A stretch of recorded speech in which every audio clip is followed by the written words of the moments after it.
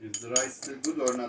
Bears will also eat roots, berries, other insects, fish, mammals, and pretty much whatever they can get, which, sounds a little more doable than just providing sugar. Cats may seem like they milk is actually pretty bad for their digestion. Most mammals, cats included, lose their juice by a parent's mammary gland. Their bodies definitely need to be able to process, but as they grow and start eating other foods, lactose production naturally shuts down. And when undigested lactose passes through the large intestine, those cells end up secreting a lot of extra water to deal with it, which leads to diarrhea. Gut bacteria might also ferment the stuff and produce gas, which causes bloating. Now, the milk of every mammal species has a unique blend of proteins, fats, and carbohydrates to meet specific nutrition needs. So kittens need cat milk to thrive. Cow's milk has way more lactose than the average adult cat can handle. And even though kittens are better at breaking down the sugar, it's not great for them either. So leave that kitten with mom until it's ready to be weaned off of milk, and then just stick to kibble or something. But speaking of drinking stuff, cartoons sometimes show elephants using their trunks like a straw to suck up water. Really though, they can't do this any more than you can drink through your nose.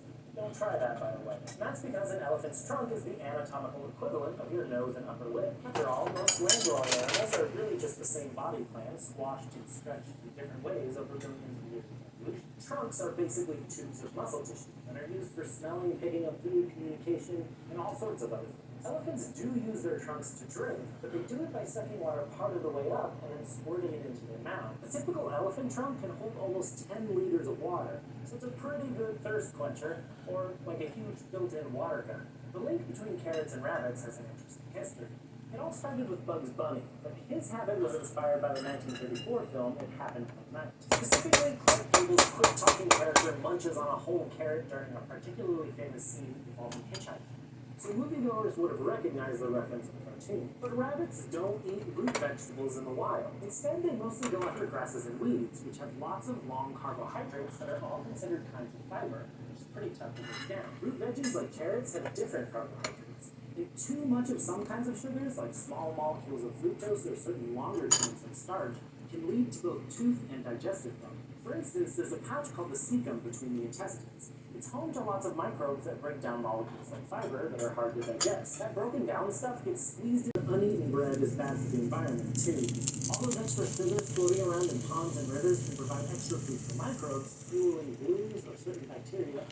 Many of these microbes produce toxins that are dangerous to both people and animals. So it's bad news for water quality. So if you just can't give up eating ducks, consider giving them something like oats, corn, or even lettuce instead of your leftover bread. Cartoons aside, ostriches don't really bury their heads in the sand when they're scared. If you're wondering where this idea came from, zoologists have a few guesses each day with their beaks, making sure each embryo is evenly heated and nourished by the goopy nutrients inside. And this can make it look even more like their heads are vanishing into the ground. So what do ostriches do when they're scared? If they can't run and don't feel threatened enough to fight back, they'll flop to the ground with their heads outstretched and hold still, trying to blend in with their surroundings. Stop, drop, and hide kind of situation. It might seem kind of silly that a huge bird is trying to be sneaky, but it's way more effective than just hiding their head and pretending there's no danger.